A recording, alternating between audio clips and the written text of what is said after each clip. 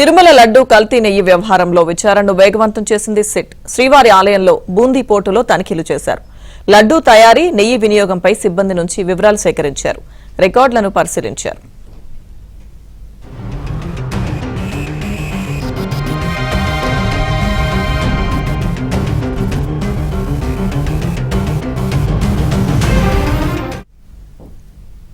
కల్తీ లడ్డూ తయారీ వ్యవహారానికి సంబంధించి దీనిలో సిట్ విచారణను వేగవంతం చేసింది. పూర్తి అప్డేట్స్ మా ప్రతినిధి జితేంద్ర అందిస్తారు.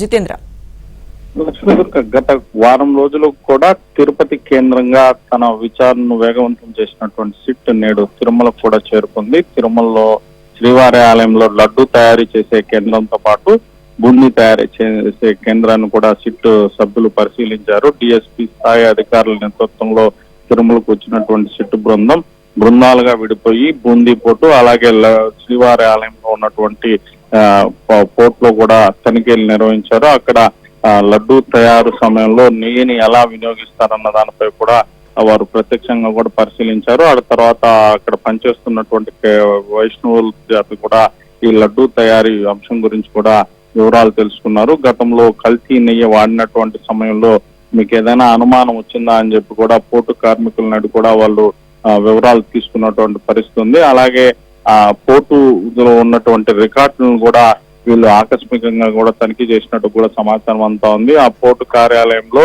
ఈ లడ్డు తయారీకి సంబంధించి వాడుతున్నటువంటి దినుసులు కావచ్చు, అలాగే నెయ్యికి సంబంధించినటువంటి పూర్తి వివరాలను కూడా వాళ్ళు అక్కడి నుంచి కూడా సేకరించినట్టు కూడా తెలుస్తా ఉంది.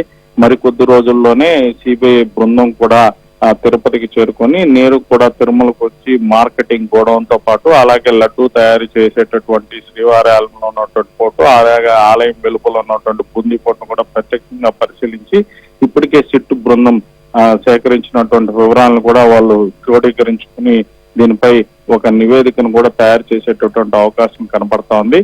మరో కొద్ది రోజుల పాటు కూడా ఏదైతే సిట్ బృందం డిఎస్పీ స్థాయి అధికారుల నేతృత్వంలో ఉన్నటువంటి సిట్ బృందం ప్రత్యక్షంగా ఇక్కడ తనిఖీలు నిర్వహించి వారు పూర్తి వివరాలను కూడా సేకరించేటటువంటి అవకాశం అయితే కనపడతా ఉంది. థాంక్యూ జితేంద్ర.